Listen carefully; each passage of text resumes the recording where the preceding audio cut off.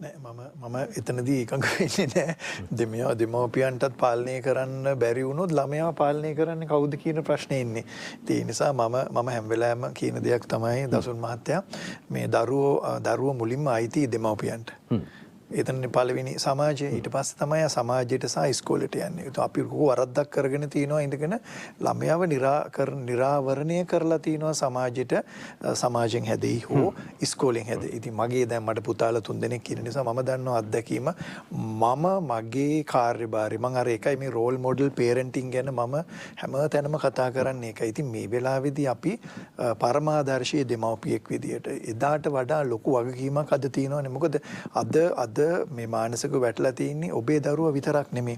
තව කෙනෙක් වැටලා තියෙන්න පුළුවන්. ඉතින් ඔබට පුළුවන් මම ඒකයි කිව්වේ මේ ඔක්කොම ටික එකතු කරන්න පුළුවන් තැනක් හදා දැන් මහාචාර්යතුමා කිව්වා දැන් මේ ඔන්ලයින් එක ගැන පොඩි ප්‍රශ්න තියෙනවා කියලා.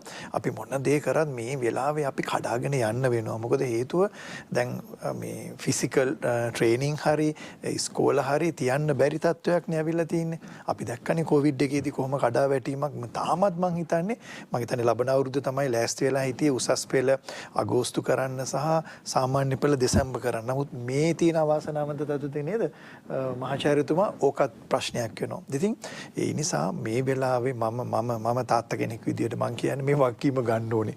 මේක මම මේ බෝලේ පාස් කරන්නේ නේද මැඩම්?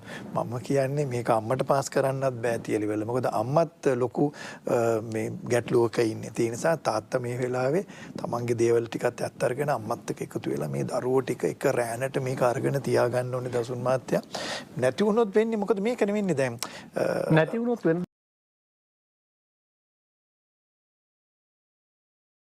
නේද? එතකොට ඔබගේ දරුවෝ ඔබට නැති වෙනවනේ. සරලම දේ. ඔව්. ඔබගේ දරුවෝ ඔබට නැති වෙනවා. දැන් එතකොට දැන් පෙරහැර ගිහින් ඉවරයි. අපි සරල වශයෙන් කියනවනේ දැන් ගිහින් ඉවරයි. ඊට පස්සේ අපිට මෙතනින් ගන්න බෑ. මම ඒකයි කිව්වේ මේ වෙලාවේ සමාජමය කියන්නේ අපි ජීවිතේ වෙච්ච නැතිද? මගේ ජීවිතේ මේ වගේ දෙයකට මම මුණ දීලා නැහැ. හැම ඔය කියන හැම දෙයක්ම 70 ගණන් වල ඉඳලාම මේ හැම දෙයක්ම මම දැකලා තිබ්බට මේ වගේ දෙයක් අපිට වෙලා නැහැ. ඉතින් මාචාර්යතුමා කිව්වා හරි අපි දැන් මේ ඔක්කොම එකතු වෙලා තමයි මේ නැගිටින්න උත්සාහ කරන්නේ. එතකොට පන්සලද, පල්ලියද, කෝවිලද, හමුදාවද, සෞඛ්‍ය ශාස්ත්‍රයේද, මෙතුමන්ලාද අපිද මේ හැමෝම මේ වෙලාවේ පුදුම කැපකිරීමක් කරලා දැන් මං හිතන්නේ අපිට වඩා කැපකිරීමක් කරනවා නේද? දැන් මං හිතන්නේ මේ වෙලාවේ යාන්ත්‍රණයේ ඉන්න ගොඩක් දෙනෙක්.